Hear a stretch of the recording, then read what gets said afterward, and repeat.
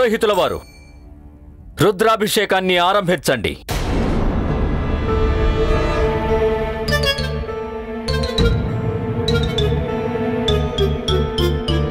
పురోహితుల వారు, మేము ఎదురు చూస్తున్నాము. రుద్రాభిషేకాన్ని ఆరంభించండి. మీరు ఎవరి కోసం ఎదురు చూస్తున్నారు? రాజాదిరాజులు, సూర్య వీరులు, ధర్మ పాలకులు, కళింగ మహారాజు గజపతి మహారాజు వేంచేస్తున్నారహో.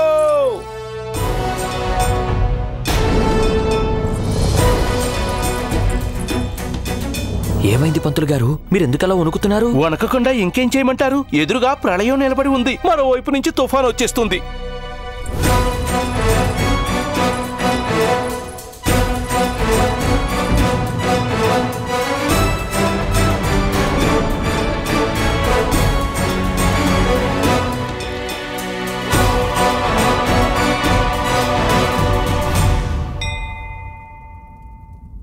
గురుదేవా, అసలు ఇక్కడ ఏం జరుగుతోంది?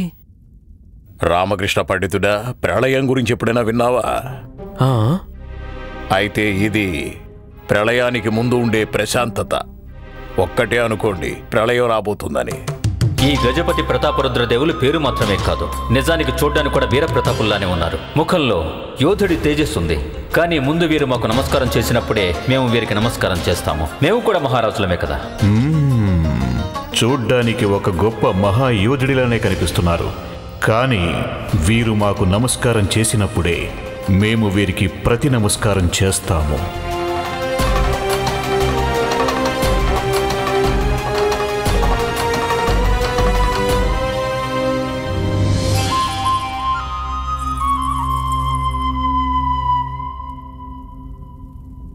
ధని, చూస్తుంటే ఈయనకు కూడా ఇద్దరు రాణీలు ఉన్నట్టున్నారు.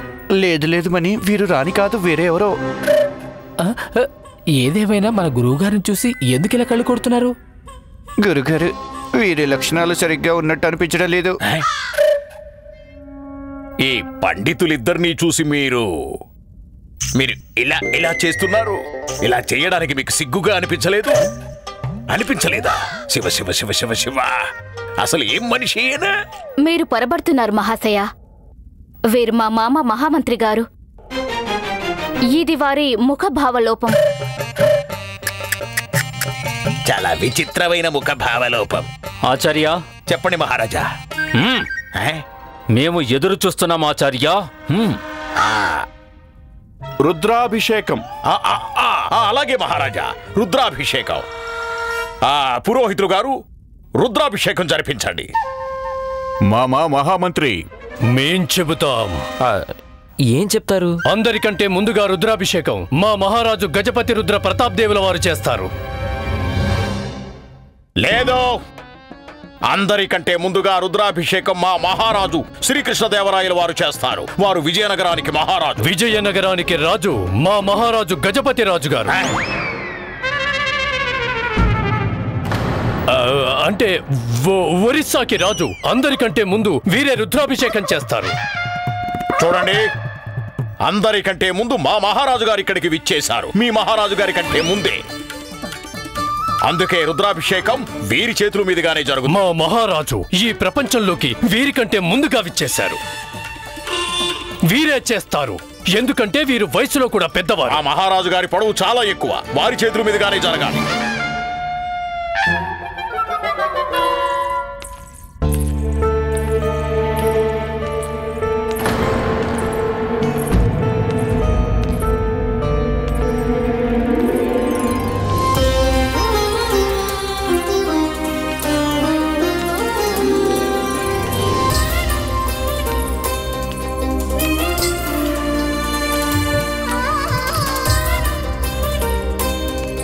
వీరెవరు?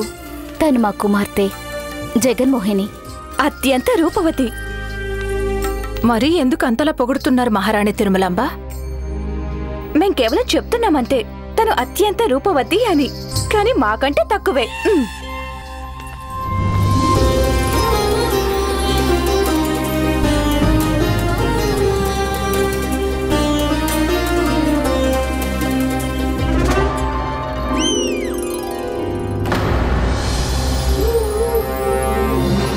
జగన్మోహిని రామాని ఎందుకిలా చూస్తుంది?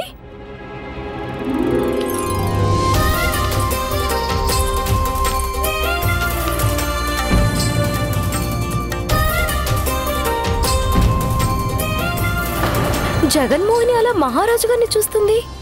ఏదో అత్తయ్య, ఏం జరుగుతుంది? నాకు కూడా ఏం జరుగుతుందో అర్థం కావడం లేదు. హఠాత్తుగా యుద్ధ శంఖనాదంతో పాటు మంగళ వాయిద్యాలు వినపడుతున్నాయి. పురోహితుల గారి నిర్ణయం అయిపోయింది. రుద్రాభిషేకం మహారాజు గారే చేస్తారు. ఆచార్య, మహారాజా. గురుదేవా, ఏం చేస్తున్నారు? ఏం చేస్తున్నావు అంటే మా మహారాజు శ్రీ కృష్ణదేవరాయల వారి చేతుల మీదుగానే జరుగుతుంది. మేం చెబుతున్నాం, అందరికంటే ముందు రుద్రాభిషేకం మా మహారాజు గారు చేస్తారు. పురోహితుల గారు, ఇతను మాకే ఖడ్గాన్ని చూపిస్తాడా? మా మహారాజు గారే రుద్రాభిషేకం చేస్తారు. పురోహితులు గారు,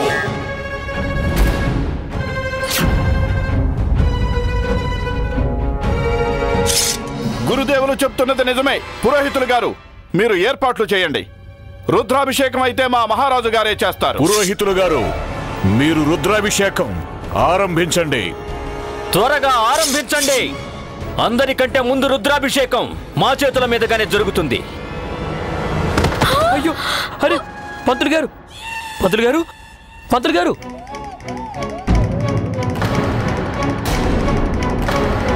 వీరిప్పుడే మామూలు అయిపోతారు. మేము వీరి కోసం కషాయం చేసి తీసుకొస్తాము.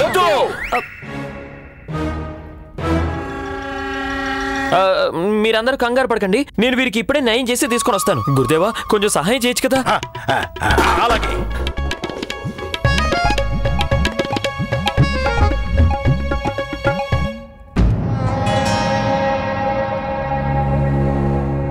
అత్తయ్య, ఇక్కడ ఇన్ని సమస్యలు మొదలయ్యాయి, కానీ ఈ జగన్మోహిని మహారాజు గారిని చూస్తూ ఉండిపోయింది.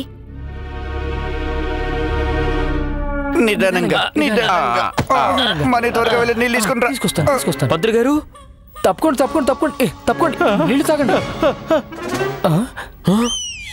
మీరు స్పృహ కోల్పోలేదా? మరణం కంటే మూర్చపోయినట్టు నటించటం. అరే సరే, ఇక మూర్ఛ నాటకం నుంచి బయటకు వచ్చారు కాబట్టి ఇక పదండి, పరిస్థితిని చక్కబెట్టండి. చూడండి, ఇలాంటి పరిస్థితుల్లో ఇక్కడ ఇన్ని ఖడ్గాలు బయటికి వచ్చినప్పుడు రెండింటిని కాపాడుకోవడం చాలా మంచిది. వేటిని? మన పంచే మన ప్రాణం, అంతే.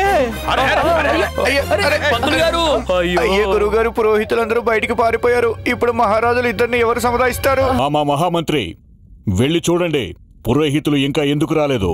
అలాగే మహారాజా. మహామంత్రి తిమ్మరుసు, మహారాజా త్వరగా వెళ్ళి చూడండి, పురోహితుల గారికి ఏమైందో, వారికి ఎందుకు రాలేదు. అలాగే మహారాజా. పురోహితులు గారు రారు. ఎందుకు? మహారాజా వారు భయపడి పారిపోయారు. వీళ్ల మాటలకు అర్థం ఏమిటంటే వారి ఆరోగ్యం అస్సలు బాగాలేకపోవడం వల్ల వారు పరుగులు తీస్తూ వైద్యుని దగ్గరికి వెళ్లారు. పైగా వెళ్తూ వెళ్తూ మాకు తెలియజేసి వెళ్లారు, రుద్రాభిషేకం శుభముహూర్తం ఇంకొంతసేపట్లో దాటిపోతుందట. ముందు మేము అనే గొడవలోనే శుభముహూర్తం దాటిపోయిందనుకోండి, రుద్రాభిషేకం మీరు చేయలేరు, మీరు కూడా చేయలేరు. రామకృష్ణ పండితులు గారు, మీరేం చెప్పాలనుకుంటున్నారు? మేము రుద్రాభిషేకాన్ని మాకంటే ముందు వీరిని చెయ్యనివ్వాలా? అవును. లేదు మహారాజా, ముందు తర్వాత అనే ప్రశ్న ఎందుకు వస్తుంది చెప్పండి? నేను గురువు గారు కలిసి మీ ఇద్దరితో ఒకేసారి రుద్రాభిషేకం చేయిస్తాం. అసంభవం. ఇది మా ప్రతిష్టకి విరుద్ధం. ఇది మా గౌరవానికి విరుద్ధం.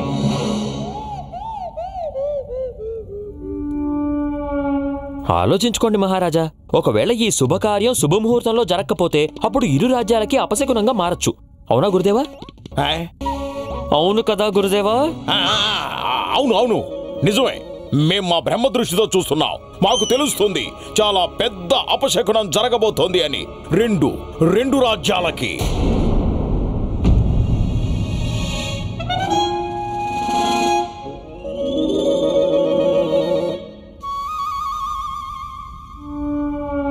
అలాగే ఈ విషయం మా రాజ్య క్షేమానికి సంబంధించిన విషయం కాబట్టి మాకు సమ్మతమే.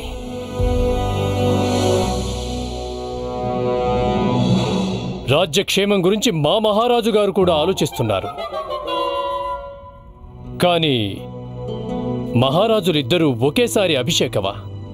ఇందుకు మా మహారాజు ససేమిరా ఒప్పుకోరు.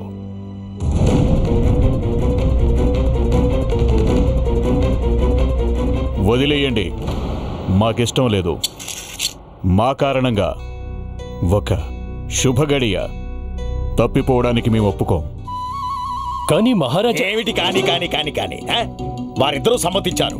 మరి మీరు కలహాన్ని సమాప్తం చేయడానికి బదులు మాటి మాటికి పెంచడానికి చూస్తున్నారు. మాట్లాడకండి.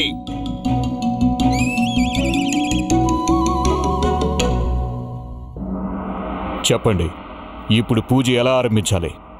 చెప్పండి, పూజ ఎలా ఆరంభించాలి?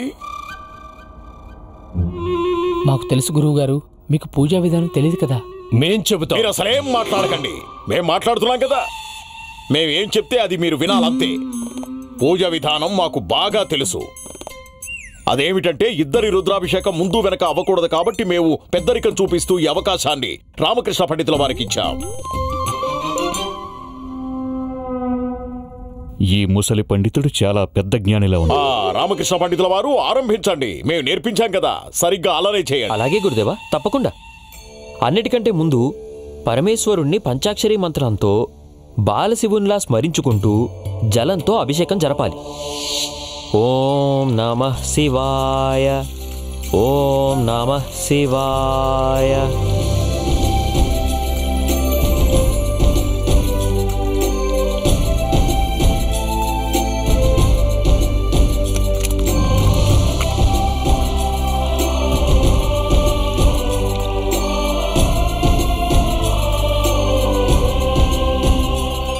ఇక పూజ సంపన్నమైంది. ధన్యవాదాలు. ధన్యవాదాలు. ఆగండి ఆగండి, ఇంకాస్త పూజ మిగిలే ఉంది. ఇంకా ఏం మిగిలింది గురుదేవా?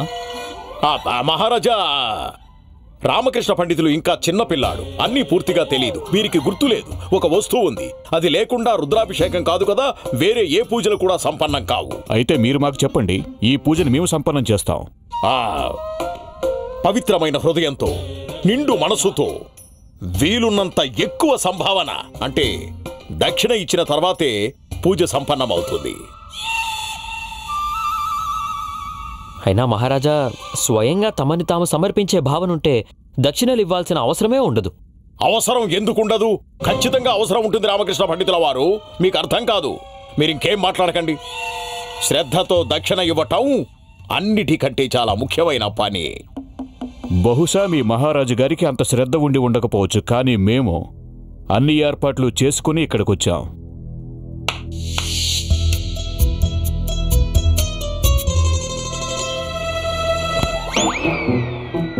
ఏ పన్నైనా అసంపూర్ణంగా వదిలేయడం కృష్ణదేవరాయనకు కూడా అస్సలు తెలీదు.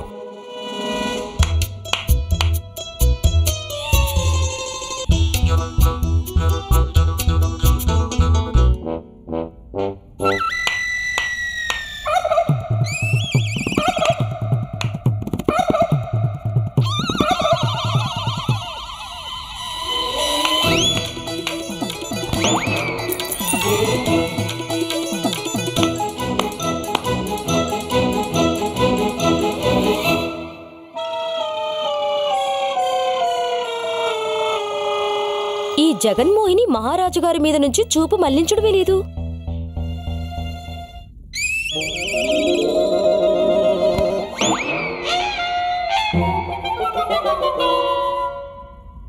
మీ ఇరువురు మహారాజులు నిండు మనసుతో దక్షిణలిచ్చారు.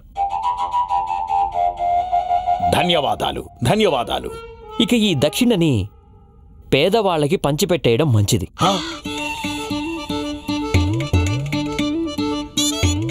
అలాగే, ఇది చాలా మంచి పని. ఈ దక్షిణ మొత్తం పేదవాళ్ళకి పంచిపెట్టేయాలి.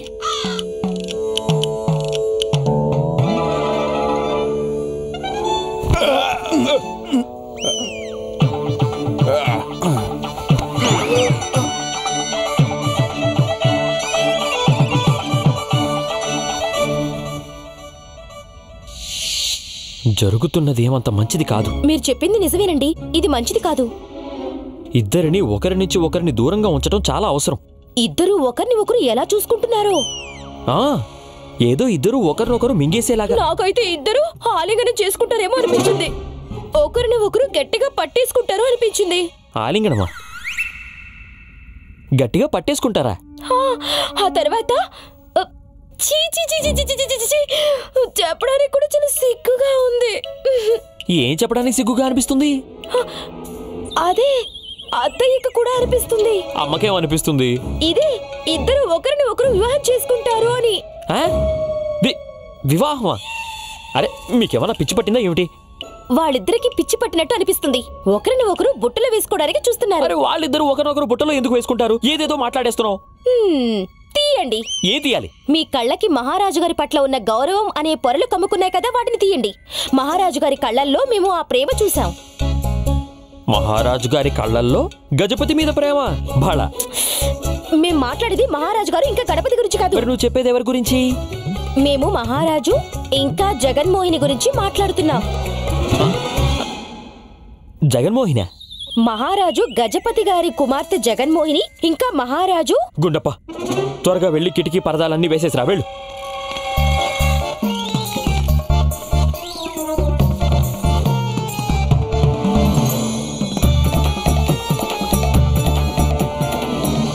గుండప్ప, నీ రెండు చెవులు కాస్త మూసుకో. అమ్మ శారద ఏదేదో మాట్లాడుతున్నారు. పొరపాటున ఎవరైనా విన్నారంటే అప్పుడు రేపు జరగాల్సిన యుద్ధం ఈ రోజే జరుగుతుంది. కానీ నేను చెప్పేది నిజమే. నా అనుమానం ఎప్పుడు నిజమే అవుతుంది. ఇది నాలో దాగి ఉన్న కళ.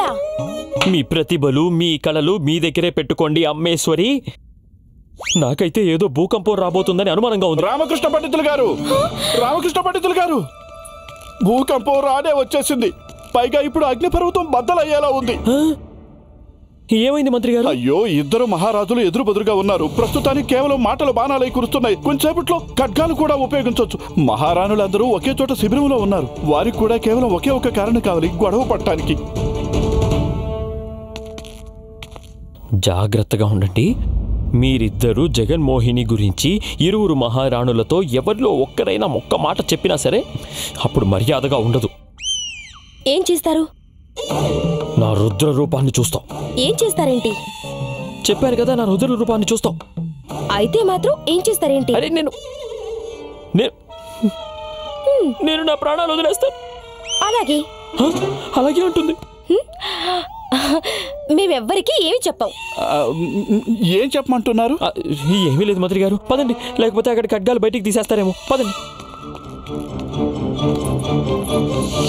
వినటానికి మీకు ఆశ్చర్యంగా ఉండొచ్చు, మా ఒరిస్సా సభలో ఒక్క సమస్య కూడా పరిష్కరింపబడకుండా అస్సలుండదు. మీరు ఇది వింటే సంభ్రమాశ్చర్యాలకు లోనవుతారు. మా రాజ్యసభకి ఎవరు ఏ సమస్యతో వచ్చినా అందుకు 2 పరిష్కారాలు చెప్తూ ఉంటారు, ఒకటి కాదు. అరే ఇందులో ఏముంది?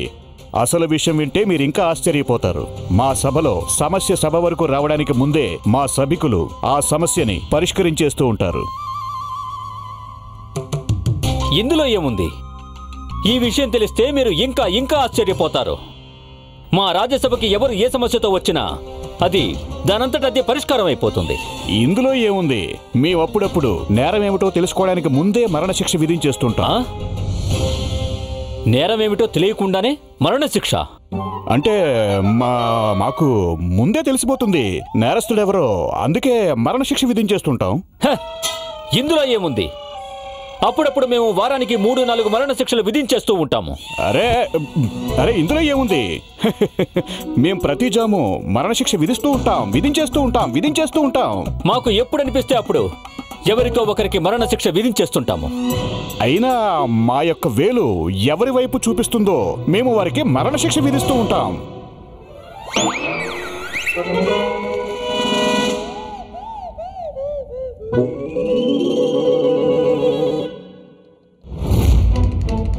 ఇతని స్థానంలో ఆ ముసలి పండితుడు ఉండి ఉంటే మాకు ఇంకా ఆనందం కలిగి ఉండేది. మీరు మీ వేలైనా ఎత్తాల్సి ఉంటుంది. మా విషయంలో అయితే కేవలం మా చూపే చాలు.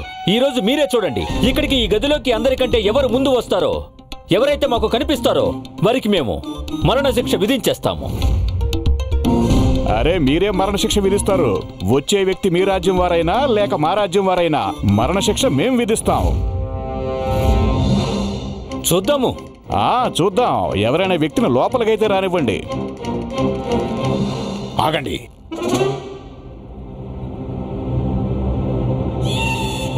మీరు చేసింది అసలేం బాగాలేదు రామకృష్ణ పండితుల వారు.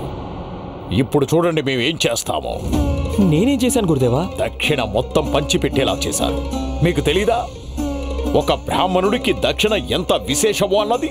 తెలుసు తెలుసు, కానీ వాళ్ళందరూ కూడా పేద బ్రాహ్మణులే కదా. అయితే ఏంటి, మాకైతే దక్కలేదు కదా. నువ్వు చేసింది మాత్రం చాలా పెద్ద తప్పు. లేదు లేదు గురుదేవా, మీరు చాలా మంచి పని చేశారు. ఖచ్చితంగా మీకు కూడా పుణ్యం దక్కుతుంది. అక్షర సత్యం. ఏమిటి అక్షర సత్యం? అక్షర సత్యం పుణ్యంతో మేమైనా పచ్చలు పెట్టుకుంటామా ఏమిటి? మొత్తం శ్రేయస్ అంతా నీకే దక్కుతుంది. లేదు లేదు గురుదేవా, నాకేమీ దక్కదు. అయినా భగవంతుడు కూడా చూస్తున్నాడు కదా. వారు మీ మంచితనానికి ఖచ్చితంగా పుణ్యం దక్కేలా చేస్తారు. నేను చెప్పేది మేమేం వినాలనుకోవడం లేదు. అయితే మీ ఇష్టం గురుదేవా. ఆగండి, తప్పు మీద తప్పు. ఇప్పుడు మాకంటే ముందు వెళ్ళిపోతారా? పెద్ద ఎవరు? మీరు. గురువులెవరు? మీరు. మరి ముందు ఎవరు ప్రవేశించాలి? మీరే. ఇక్కడే నిలబడి ఉండండి.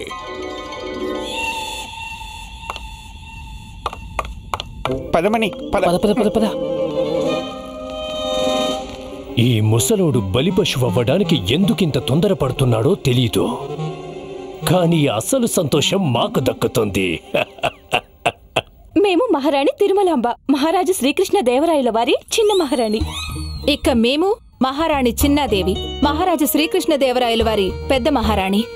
మేము పద్మాలయ, కేవలం ఒకే ఒక మహారాణి. తాను మా ముద్దుల కుమార్తె రాజకుమారి జగన్మోహిని. నాకైతే లోపలికి వెళ్ళి ఇప్పుడే చెప్పారనిపిస్తోంది. నాకు కూడా. కానీ మనం నియంత్రించుకుని తీరాలి, లేకపోతే రామా తన ప్రాణాలు హరించేస్తాడు. ఎంతటి రూపవతో అంతే అందమైన నవ్వు, అంతే అందమైన అలంకరణ, అంతే ముగ్ధ మనోహరమైన ఆభరణాలు. ఇక్కడ చూడండి, అన్ని ప్రాంతాల రత్నాలు. ఓహ్, మా ప్రతి ఆభరణంలో అన్ని ప్రాంతాల రత్నాలు ఉంటూనే ఉంటాయి. నిజానికి మహారాణి తిరుమలాంబ దగ్గర అయితే విదేశాల నుంచి వచ్చిన రత్నాలు కూడా ఉన్నాయి. కానీ మాకు తెలీదే. చూడండి, ఎన్ని ఉన్నాయంటే వీరికి కూడా గుర్తులేదు వీరి దగ్గర ఎన్ని ఆభరణాలున్నాయో అని. మహారాణి తిరుమలాంబ, మీకు ఈ విషయం అయితే తెలిసి ఉంటుంది కదా. మహారాజు గారు మాకు నవరత్నాల హారం ఇచ్చారు కదా, అది మేము ఎక్కడ పెట్టామో? ఏంటి, మహారాజు గారు మీకు నవరత్నాల హారం ఇచ్చారా? కానీ మాకెందుకు ఇవ్వలేదు? చూడండి, మళ్ళీ మర్చిపోయారు. మహారాజు గారు ఎప్పుడు కానుకలు ఇస్తూనే ఉంటారు కదా, అందుకే.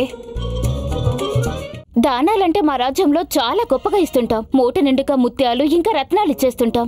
నిన్ననే ఈ పూజకి రావడానికి ముందు మహారాజు గారు రాజకుమారి చేతుల మీదుగా 100 మూటల ముత్యాలు దానం చేయించారు.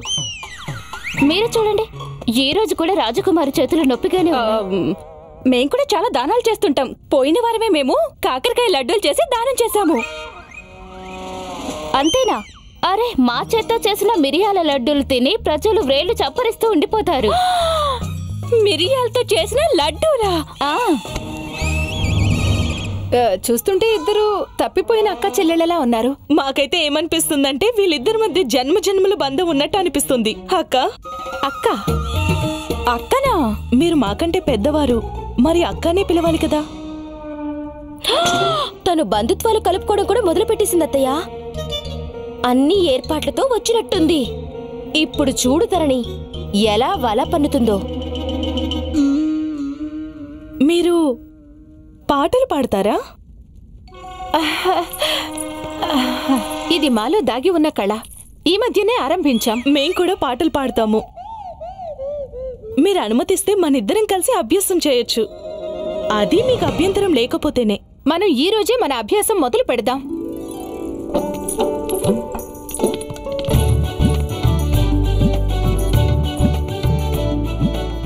అత్తయ్య, వీళ్ళు కూడా మిత్రులైపోయారు. అయ్యో, వీరు సమస్యని ఆలింగనం చేసుకుంటున్నారు. వీరికి చెప్పి తీరాలి. కానీ రామాకి ఎవరు భయపడతారులేండి. నిజానికి వాడే నా కర్రకి భయపడుతుంటారు. అవునత్తయ్య. రండి, మేం మీకు మా తంబురు చూపిస్తాము. పదండి, మనం వెళ్ళి మన స్వాములకి భోజన పోటీ గురించి చెబుతాం. పదండి. ఇప్పుడేం మోగుతోంది అత్తయ్య? తంబురానా? కాదు, ఇప్పుడిక మంగళవాద్యాలైనా మోగుతాయి. లేకపోతే యుద్ధ శంఖనాదం. మేము చూడాల్సిన అవసరం కూడా లేదు. మేము కేవలం ఆ వ్యక్తి అడుగుల చప్పుడు విని మేము వారికి మరణ శిక్ష విధించేస్తాము. అందరికంటే ముందు ఈ గదిలోకి ఎవరొస్తారో వారి అడుగుల చప్పుడు విని వారికి మరణ శిక్ష విధించేస్తాము.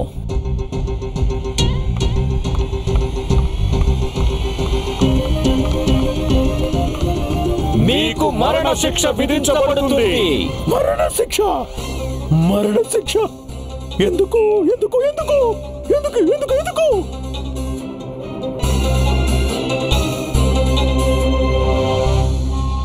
గురువుగారు, మీరిక్కడికి వచ్చింది రామకృష్ణ పండితుడికి శిక్ష విధించేలా చేయటానికి, కానీ ఇక్కడ మీకే శిక్ష పడిపోయింది. అది కూడా మరణశిక్ష గురువుగారు, మరణశిక్ష. మామ మహామంత్రి, వీరికి మరణ శిక్ష విధించండి.